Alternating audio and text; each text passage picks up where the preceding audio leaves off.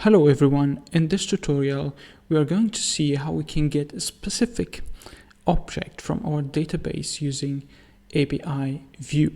Okay, in the last tutorial we managed to perform a get and post request to our database using the APIView.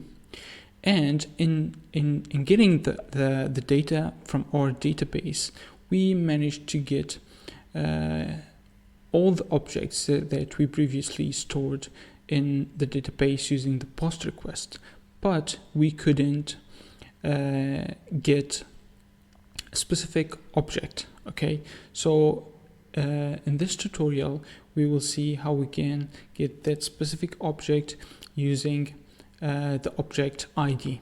Okay, so first thing first, let's run the server by first activating the virtual environment.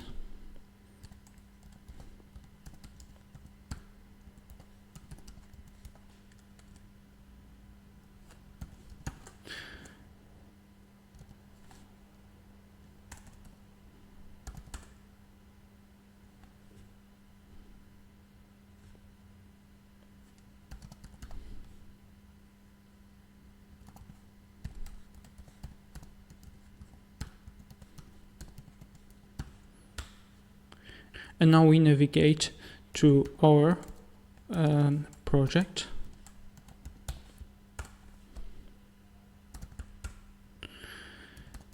And let's run the server.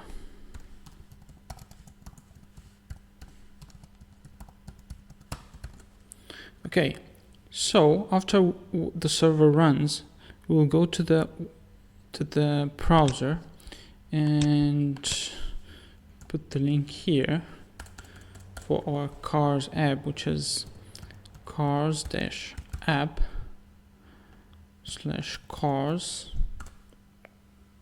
And as we see, we can get the two objects that we previously stored in the database. But what if we want to get one specific object, for example the first object, using its ID? If I put 1, as we used to do when we use the ModelViewSet, it doesn't work. So what's the way, or what is the technique that we can use to get a specific object from our database? So in order to do that, we need to add some code to our get method inside our API or APIView class. And the code that we must add must handle the parameter that we add after the main URL, which is the ID. At this moment, our view doesn't see anything that we put after the main URL.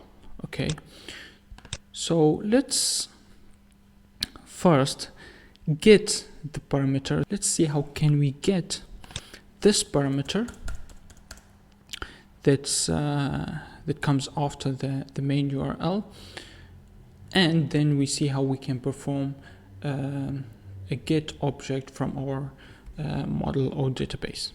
So in order to do that, let's go back to our get method. And to get the parameters within the URL, we need to use the request argument. Okay, so we can start by making a variable which let's see, declaring the ID, because we need to use the ID, equal request dot query param, which refers to parameters. And this is kind of a dictionary, so we need to pass the key to the value that we add in our URL. Okay, so it's going to be an ID, and let's print that first so we can see first what we are doing. Okay, let's save and wait for the server to rerun. Okay, so now if we do a refresh here,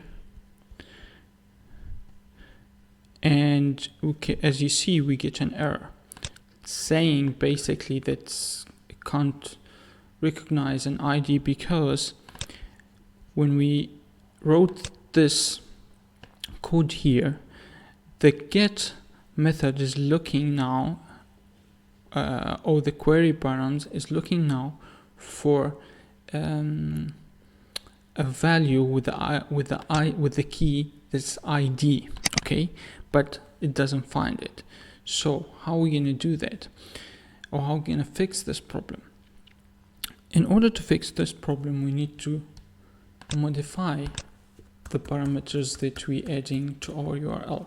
So we can't just add any number or any variable there.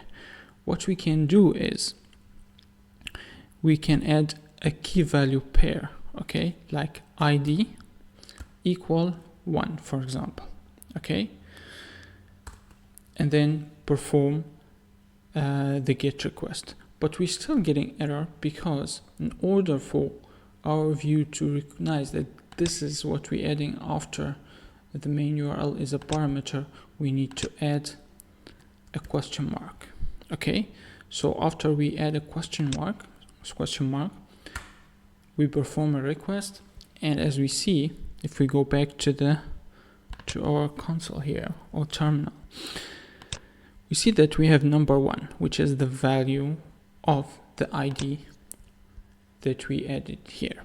Okay, so now that we can get or read the parameter from the URL, we can basically come here and just perform a request to our database saying car equal objects,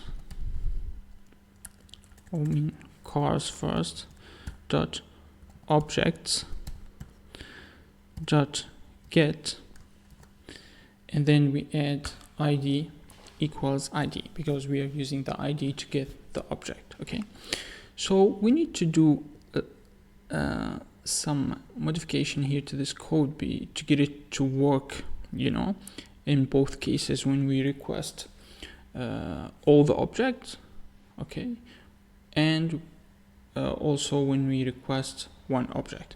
So in order to do that, we need to add an if statement here saying if ID is not none, which means if there's an ID in our URL, an ID parameter, then we need to perform, or we need to get the object that's related to that ID, and then after that we can serialize it. Let me copy this from here.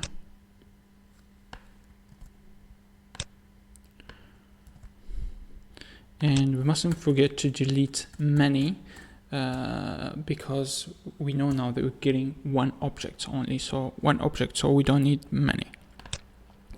So else, if ID is none, or we're not requesting any specific object, we need our get method to perform as usual, okay, get us all the information or all the object.